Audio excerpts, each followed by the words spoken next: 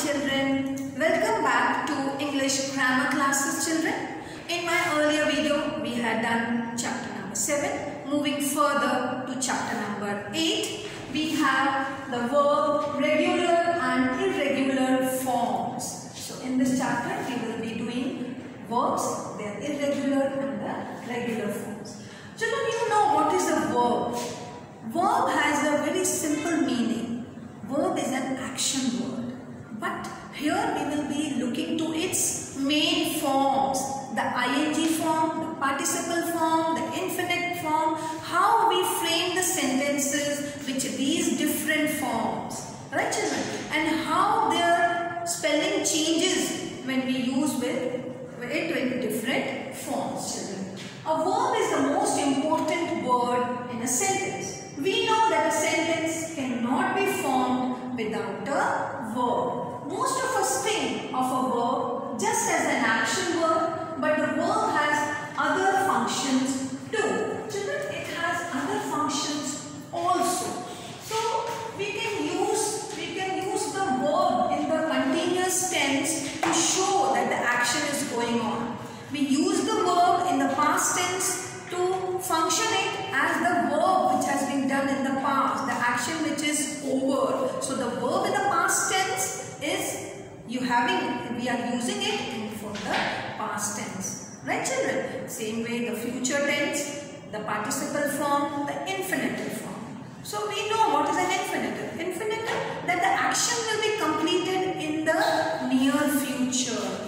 The teacher asked me to complete my notes. Right children? So with this example, we prove that my notes will be completed in the near future. The teacher had instructed me to complete the notes. Similarly, a verb tells us what action takes place or what is done by a person or thing naturally. You know children, what is a verb? Verb is an action word. Who is doing the action? We are doing children. So what is done by a person or a thing? Maya sings. So sings here is a verb. A dog barks. Again the dog is barking. The action is there.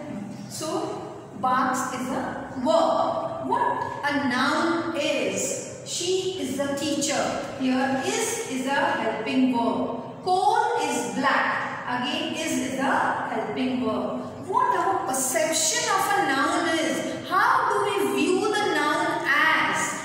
The answer seems right. These verbs seems, appear, they are the verbs which are related to our perception. We are not sure. It appears right. So my example is the answer seems right. I perceive it. Right children? So those nouns which refer to perception, they are included in verbs. Right children? Verb mainly has 5 forms. Children, as earlier I was explaining you, it has the ing form, the past tense form, the future tense form, the base form of the verb, the ing form, the past tense form, the past participle, the two infinitive form. So the children, in this class in standard 7, we will be moving further with the definition of the verb.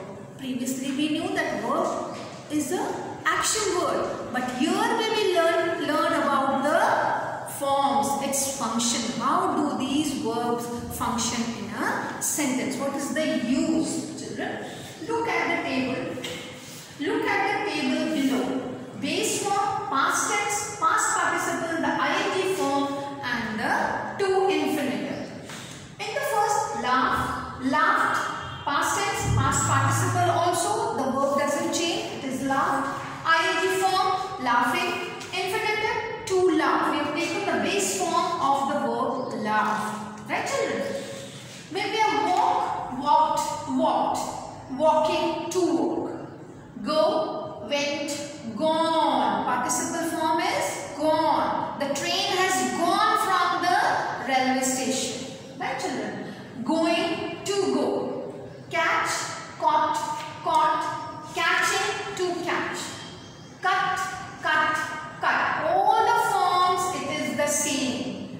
spelling doesn't change, but ing form we have to add ing. That is, it becomes cutting. And infinitive we have to add to. Sheila, for example, Sheila asked me to cut the apple. To cut is an infinite. The action is not completed, but it will be completed in the near future. That is to infinitive. That is the infinitive form of the verb, children. Let us move further. Helping verbs and main verbs. The main important unit of this is what are helping verbs and main verbs. Now look at these sentences. Karan was crossing the road. I can swim. I have finished my work. So very often a verb consists of more than one word. In the sentences above, the words can and have are helping verbs or auxiliary verbs, while crossing, swim and finished are main verbs, children. Helping verbs are needed to form the grammatical structure. Right, children? Helping verbs are a must when we frame a sentence in grammar. So, structure of a sentence, especially form tenses, on their own, helping verbs do not tell us very much. However, they help main verbs which carries the real meaning. The primary helping verbs are forms of the verbs be, do and have. Right, children? These verbs can be used as helping verbs or as main verbs also. I have a pen. So here I am using have as a main verb. Right? She has asked me to do the work. So here it is used along with the main verb, that is asked. Right, children? Then Aditya is writing an essay. Here is a helping verb, writing is the main verb. Children, when used as helping verbs, the verb be is used to make continuous tenses. When the form of be, is, am, are, and the past tense was and were is used. Raja is watching TV at home. Shabnam was waiting for you at the bus stop. So this is the present continuous tense, the ing form. This is the helping verb, and watching the continuous tenses. Right. Next we have to make the passive form. You know what is active and passive form? Active is when the subject is the doer of the action, and passive is when the object, when the receiver is the object and the object is placed in the subject's place and the necessary changes are made. We use the past tense. The form of the active is changed to the passive. Right, children? The subject moves to the object's place and the object comes to the subject's place in the passive voice, children. And the necessary changes are made in the tenses. So to make the passive voice, we use this form of verb. The fruits are kept in the basket. Kept is the past tense. Right, children? That is the passive tense, passive voice. The thief was caught. Was caught by whom? We don't know. That is, it is understood it is caught by the police. Right? So caught here is in the passive voice. The verb have is used to make perfect tenses. Have, has and had. I have finished my assignment. Again it is used along with the main verb in the past tense. I have finished my assignment. Right? He had made a promise. Again showing the past tense, the perfect tense. The verb do is used to make negatives. I do not like coffee. Payal did not know the answer. So these do. Do is a helping verb. It is used along with the main verb. Right, children? It is also used to make negatives. Right? Moving further, we have to ask a question. Did you want some food? What did Bala drink? So here we can see that we are asking a question. Do you want some fruit? What did Bala drink? So do is used here and the form of do is did. We are using here to frame questions. Next uses to show emphasis. I do study for my exams. Preeti did sing well. Again, it is showing emphasis in these sentences. Do tell me when you are free. Do ring me when to come to your place. So, do shows the emphasis. Did you do your work? Again, do. Again, sorry, did. The form of do is used to show emphasis. Right, children? Then, auxiliary verbs of helping. Auxiliary verb is the modal auxiliaries which express ideas, possibility, permission. We will study them in detail in chapter number 12. So children, exercise number 1 I will be sending the PDF, and exercise 2 also I will be sending the PDF. Coming to the next point, that is main verbs. Main verbs may be classified in many ways. Regular and irregular verbs, transitive and intransitive, finite and non-finite verbs. So verbs have been classified under these 3 categories. Today we will be doing the first category, that is the regular and the irregular forms of the verb. In the sets of verbs given in the table on page 45, notice how the past tense form and the past participle are formed for the verbs laugh and walk. We add D or ED to the base form to make the past tense form and the past participle. So base form is used to frame the past and the participle form of the verb. Verbs that form their past tense and past participle by adding D or ED to the main verbs are called regular verbs.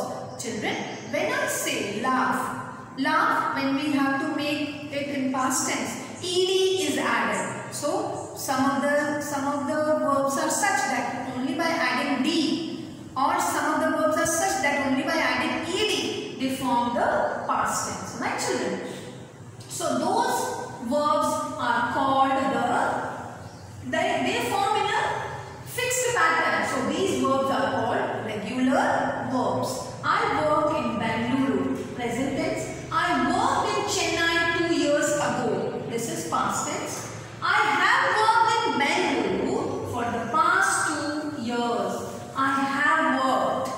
So here I have added ED. I have added have here to make it into past participle form. So when these verbs are changed from the base form, we are adding D or ED. They are called regular forms of verbs. Irregular verb form their past tense and past participle in many different ways. There is fixed pattern to make the past tense and past participle of irregular verbs. The only way to learn them through practice and regular use. Sometimes what happens? We have to frame them by some fixed pattern. Irregular verbs form their ED and the past tense and the past participle through a fixed pattern. They follow a fixed pattern, and children, we also will learn them by regular use. Right? We have to frame sentences, see it, check it with our textbook and the rules which are there for the irregular form of verbs. I repeat, regular forms of verbs are such, they are framed by adding D or ED to the base form, to the main form of the verb. But irregular verbs are not framed in the same pattern. There are different types, there are different forms in which we can form them. Base form here, we have the verbs with the 3 forms, the base, the past and the past participle form. They are identical here. Base form cut, past participle also cut. Let. Again bet, bid, bait and bidden. Right, children? Broadcast, all the same. Burst. So these irregular forms of verbs, they are formed in the fixed pattern. They have that same spelling everywhere. Then we have hurt. Input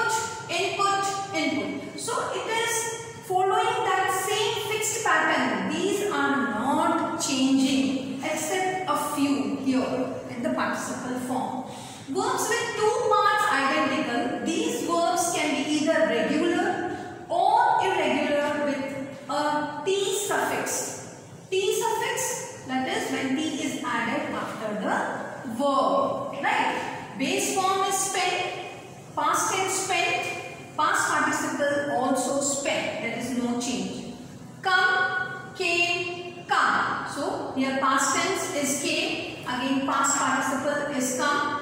Then we have build, built and built.